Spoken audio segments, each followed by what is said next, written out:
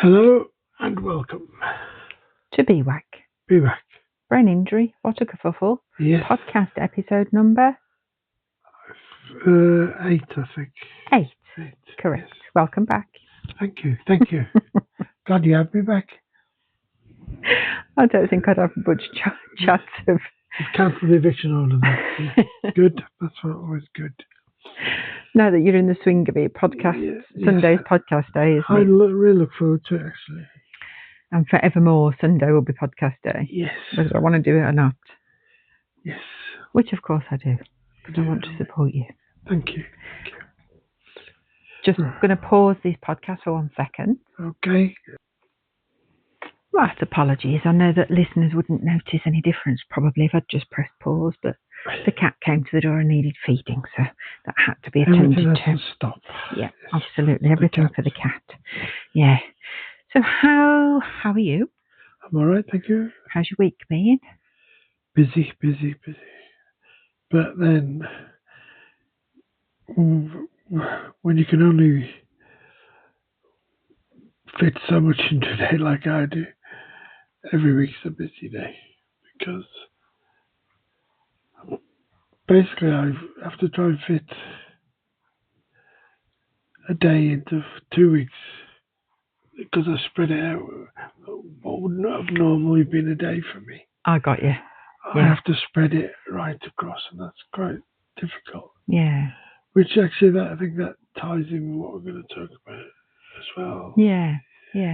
And when something new occurs, or we're doing something out of routine, it actually pushes everything else out, doesn't it? And then it sort of stretches that 2 weeks to a bit longer.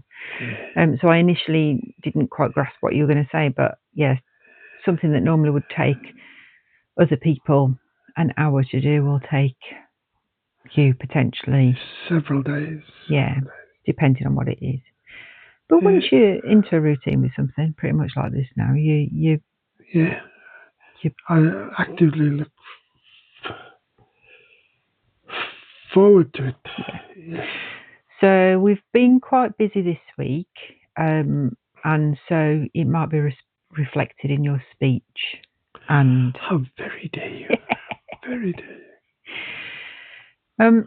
One of the things that we decided we would talk about today is about memory. And I know we've touched upon this in a previous episode. But we're going to do a deeper dive, as I say. A little bit, yeah. Because you said to me after doing the episode last week, oh, I think we should talk about speech. We haven't talked about speech. And I said, yes, we have. We did a whole episode on speech. Yes. Well, that kind of ties in the thought I had we were talking about earlier. All the stuff that Sarah's mainly going to talk about today was stuff that was second nature to me when I was a nurse. I knew all about memory and how it worked. And you did. You knew a lot more about memory, yeah. And now I'm the new boy in the class. Yeah.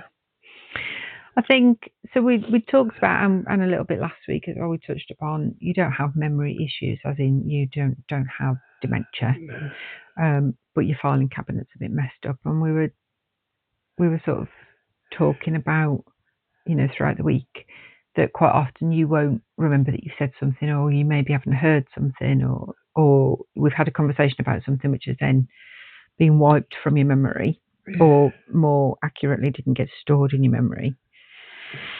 And a lot of the time you think I'm just being cheeky, and I'm not. It can be frustrating. Yeah, it can be frustrating. Exactly. And I think it's like big shout out to everybody who's helping or living with somebody who's had a brain injury. Yes. Caring, becoming a carer can be very, very frustrating. Yes. Because obviously then you've got a different perspective, different aspect of relationship with the person. And there's a lot more than just like, I don't know, a normal. Yeah. Without being facetious. Is that right? Facetious. Facetious. I'm giving a big up to all the carers because they do a grand job. They really do. Yeah. Yeah, thank you very much. That's all right. So I got curious, and I would encourage everybody who's frustrated and, especially in the early days of your stroke recovery, just stay curious with what's going on. Because you said to me, didn't you, like when you were experiencing all these things initially, like you're going through it, so you can't look at it from an outside perspective because it's just you trying to get through each day. Yeah. But you did say to me as well, it's interesting to see how you were being affected and the skills that you were having to relearn, and sometimes you thought you could do something and I couldn't. It was gone. Yeah. So the memory of being able to do it was a lot stronger than the ability. Yeah. So I thought, well, I'll do a quick Google on memory and stroke and how it affects the memory.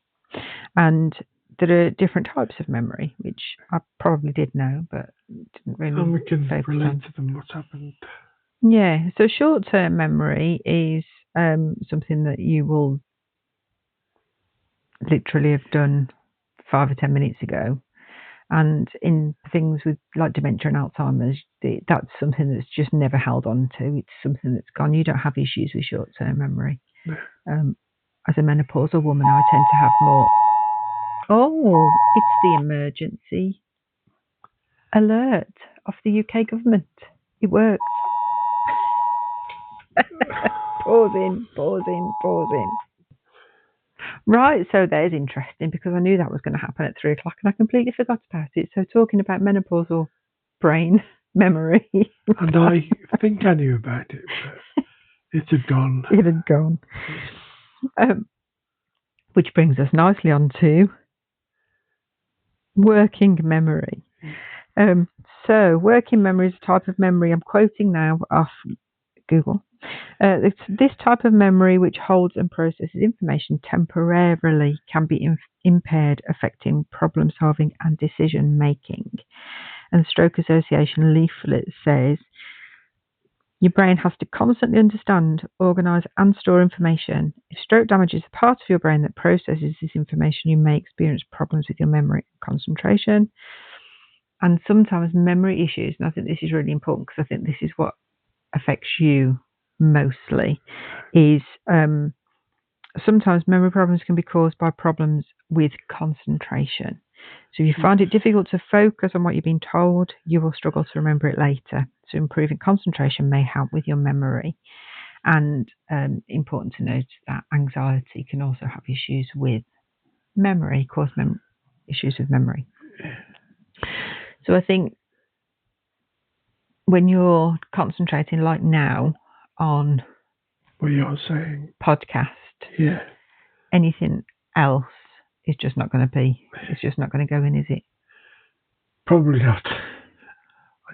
That's my disclaimer. Probably not.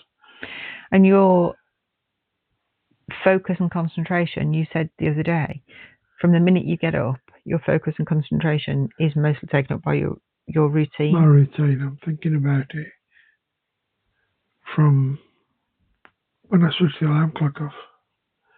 I have to switch the alarm clock off, switch the radio off, open the curtains, go to the bathroom, do whatever I do, into the lounge, do my calendar, change the things, got one of these little virtual calendars, sit down, test my blood sugar, tablets, blah, blah, blah, and that's like it the whole day. Yeah. Coffee, exercise. Yeah. So, and believe it or not, it can sometimes be hard to squeeze anything else in because my thing is to get to my next goal. Yeah, you focus. Yeah. And then I do those, and then I've got to think of the next goal, which goes right up to getting back into bed. You know, it's and anything that's different, like if we go out for lunch or something together, that's actually a completely different scenario for me. I enjoy lunch, but it takes me off piste, and which I think it contributes to the tiredness, the fatigue, because it's out of the ordinary. Yeah.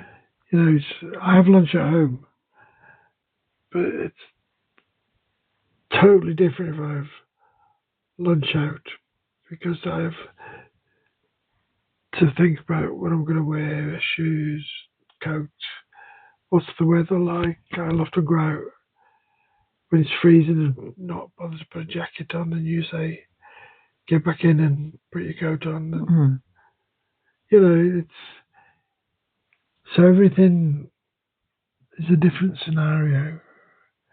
That's how I have to look at it. There's my normal scenario, and then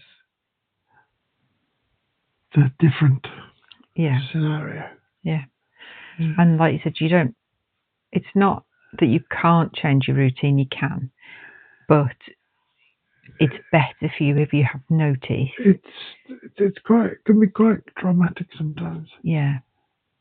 To suddenly, in my head, like you could have told me 2 or 3 times over the past few days, but it always comes kind of suddenly.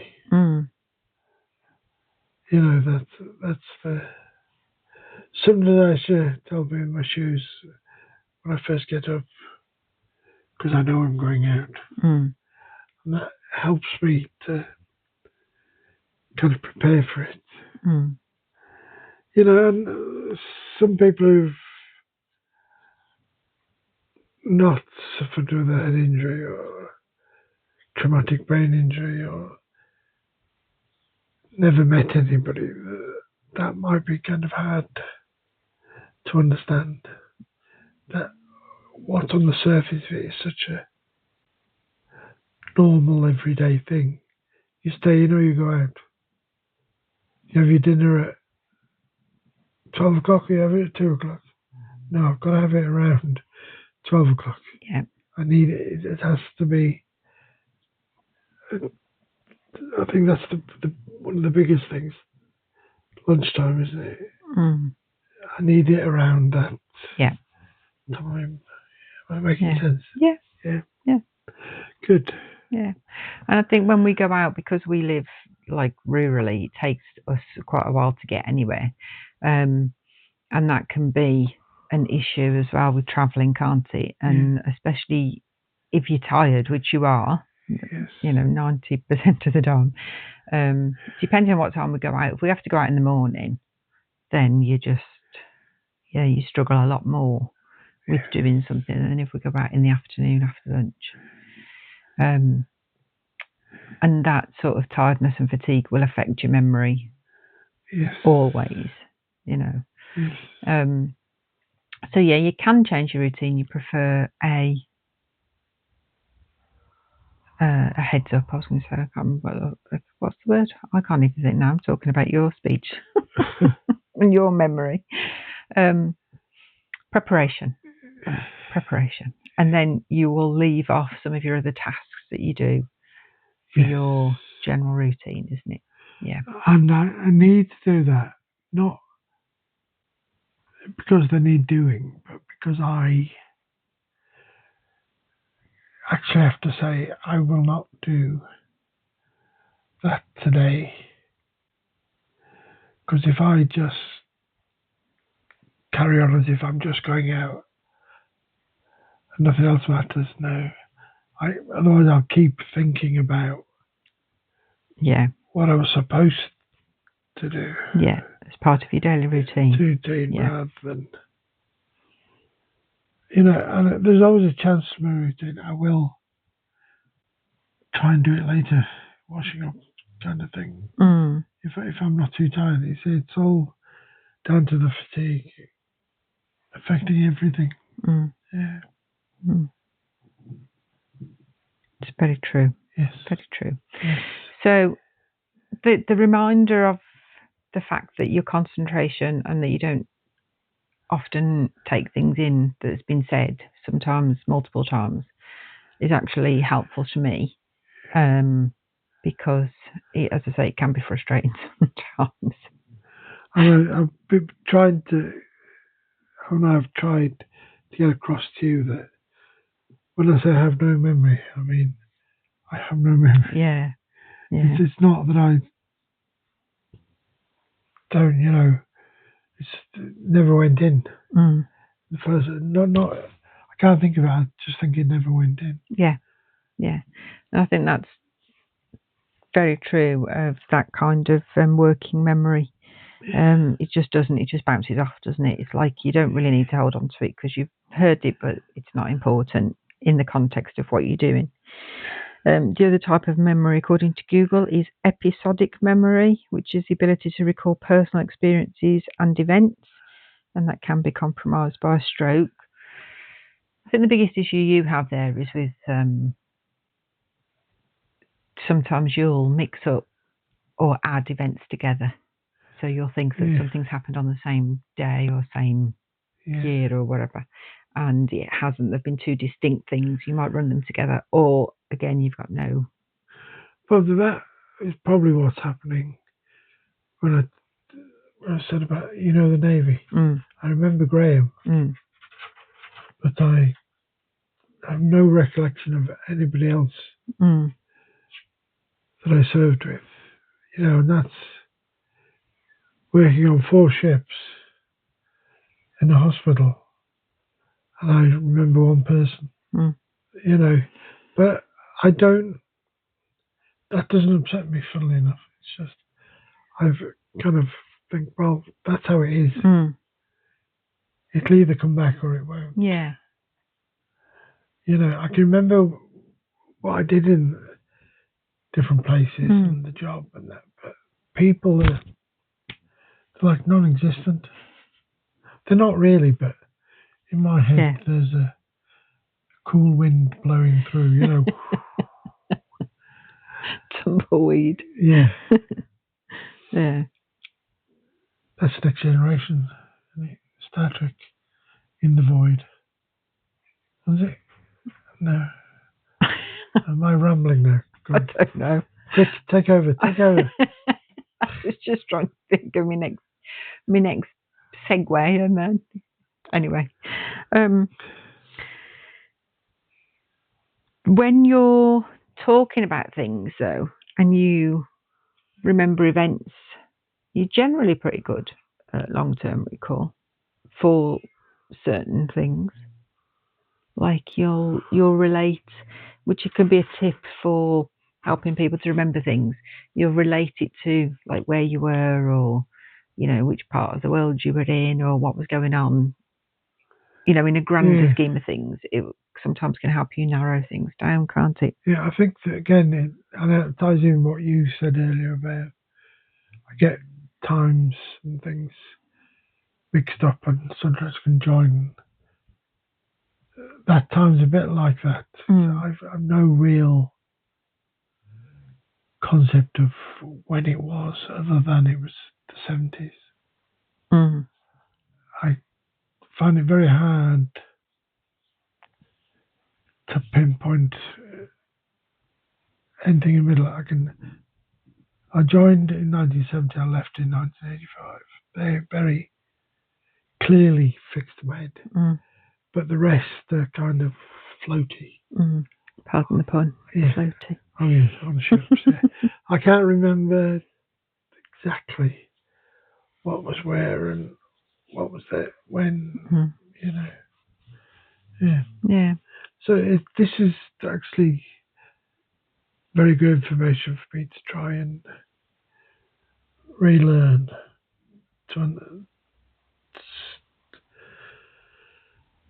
to understand, because I've always been, well, since my stroke, that's where I call it count as always.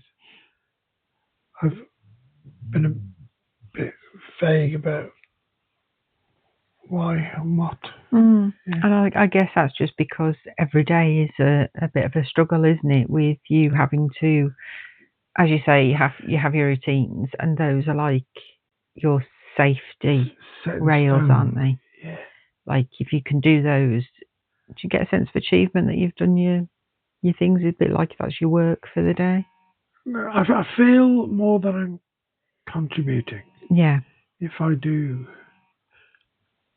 I feel I need to contribute. Mm. Yeah, even if it's only washing up, looking after the dogs, making coffee. You know, all the. I mean, I used to be a very good cook. Mm. You know, my roast potatoes were famous, weren't they? Well, Absolutely. with mother-in-law. Celebrated. Yes. Yeah. But now I can't even think about doing a sliced toast. I remember when I was working, you said, when I was working more often, I'm still working, but you said, I want to cook something because it was really bugging you that you weren't able to cook. And you ordered some ingredients, didn't you? So you found a recipe. You knew what you wanted to cook. You found a recipe. You know, I couldn't rely on what we had. I had to get all the exact. Which, thank you, Amazon. Yeah. There are other companies, but I got them all. Was it a curry? Yeah, Thai green curry. Thai curry. And you stood over me, didn't you? No. No. Did you leave me to it? You said, I don't. You said, I want you to. Oh, yeah, I didn't want you to know what it was. Yeah. Didn't I? That was right. Yeah. I want you to leave me to it. I want to do it all by myself. And it took you about 2 weeks to prepare. Yeah, get all the ingredients. To work out exactly what you needed to do. And then I had to keep reading the recipe over 3 or 4 times a day for about another week. Yeah. To try and get it. And then you decided on a day you were going to do it, and then it took you all day. There to do it. To do the curry. Yeah. Chop the vegetables. So it was vegetable curry. Yes. And to do it. Yes. It was absolutely delicious. Thank you. It's one of the best meals I've ever had, I have to say. It's the last one you had off me since then. It's the last one. Yes. Yeah. You were absolutely shattered. It just, again, but that ties in with memory and the initiation, doesn't it? Because first I had to catch that train, to get on it. I kept missing the train. Yeah. Then I had to get all the stuff and think about that and kept double checking that I had everything. Yeah. Then the recipe. And it was, I mean, it's actually tiring me out thinking about it. Yeah. You know, with that, how hard it was. And, you know, it's this kind of, what did you call it? The memory? The working memory. Yeah. It's something that I still struggle with most days. You know, if I don't write it down or do it as not, usually if it's fairly important, I do it as an alarm on my phone. Yeah. With a spoken message. You know, like I have it for my tablets. It says, Bob, don't forget to take your tablets, you know. And that's there. And often, sometimes if I don't have, if it's just an alarm with says that doesn't say what it's for. Say what it's for. I'll just carry on with what I'm doing and not taking any notice of it. Yeah. I'll just stop it. You know, so I mean, that's not to say that I'm not after sympathy, because I'm actually really well looked after. I'm a survivor, and I'm rightly proud of both of us. I think, you know, there may be some ways to go, there may be not. I don't know. That's for the future, but it's not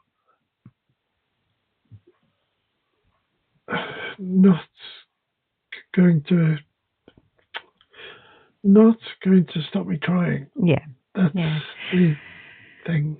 And I think, like, we're 10 years in from your first stroke, and sometimes we get a bit cocky and we think that, we've got it down pat, and then something will happen. It'll be like, okay, we need to rein it back, and we need disaster. we need to come back to what's worked for us in the past. So literally writing step-by-step things, breaking things down step by step.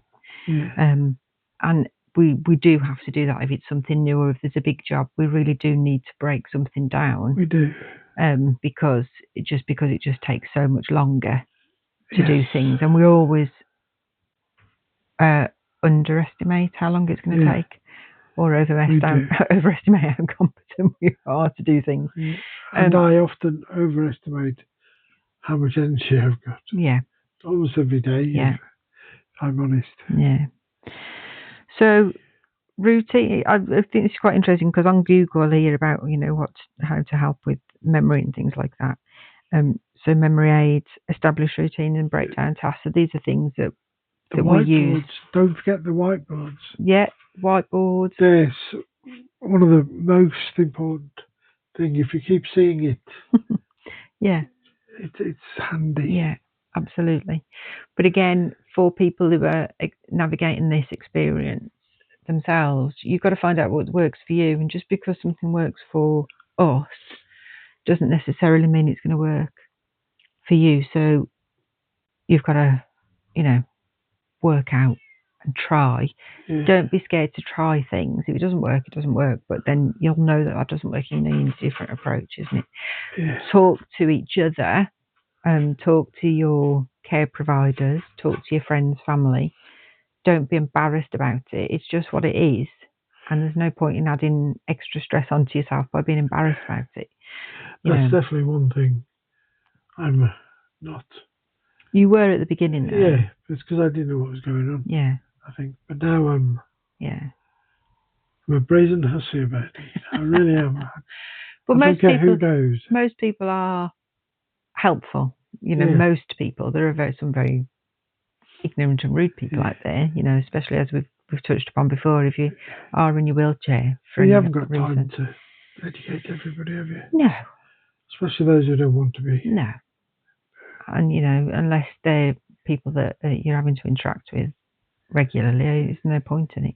No. And even sometimes people that you do interact with regularly, they just can't take it in. So I think they're having a problem with their what's that memory called? Their working memory, or episodic memory. Yeah. It takes me a while to latch onto some things.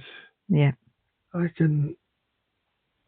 can tell me it, and then then I know you've said something, but I still can't grab it. And overall, this probably isn't important for you to remember what type of memory it is. No, and I'll probably forget again. We've always got Google. The search engines are available. But you're always ready to fill in the gaps for me, so that's good. Try. Yeah, we try. The other thing I just want to mention, because I've just read it earlier when I picked up the Stroke Association. I know he's pointing at the time now, telling me to wind it up, which is what I'm doing. I know. In this roundabout way.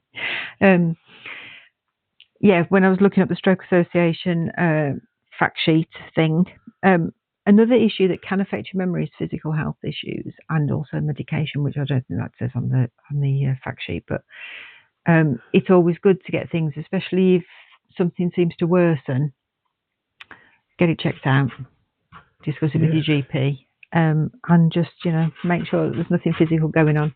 We know that urine infections are a massive one, especially in the older... I don't have one. No.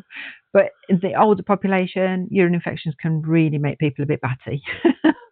So, any new changes, anything a bit odd, a bit weird that is new for you, get it checked out, because we know that your symptoms have never been normal for anything. No.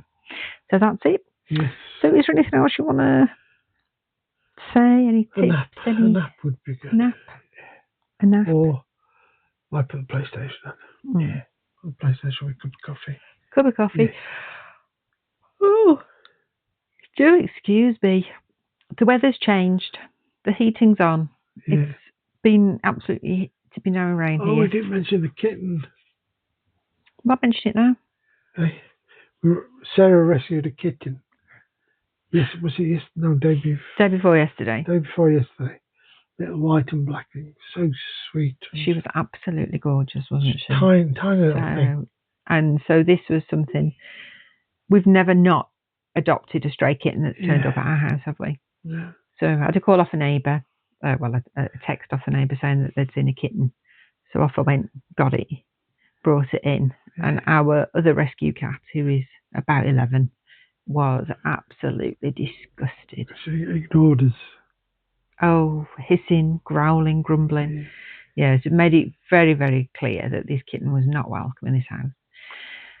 But also, what did you notice? Because you were dead keen on, obviously, keeping her, as I was.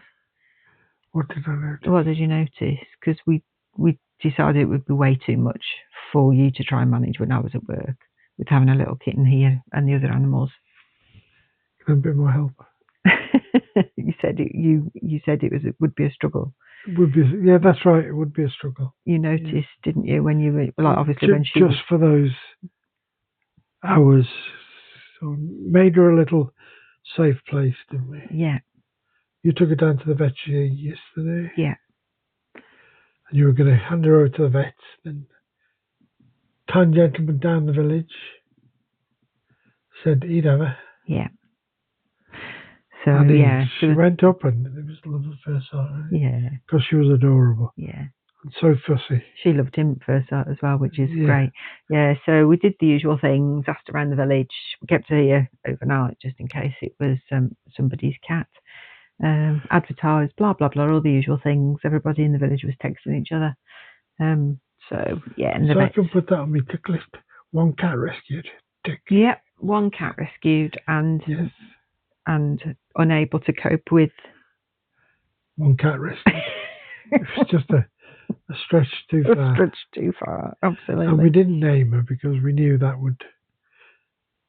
a stretch we'd have to try and work with. Then. Yeah. So once we know her name, we'll let you know. Yeah, absolutely.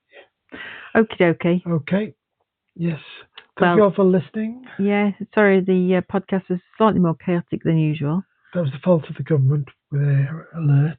But as we said at the beginning, we've got no intention of editing these things. Not until we're posh enough. Well, we can employ somebody else to do it. Yeah, that's what I mean. But I think it's just really important because, you can't edit life. No. And, there we go. Okay then. Right, I'm tired now. Yes. Going for coffee and biscuits. Yes. All right. Bye all. See you next week. Bye.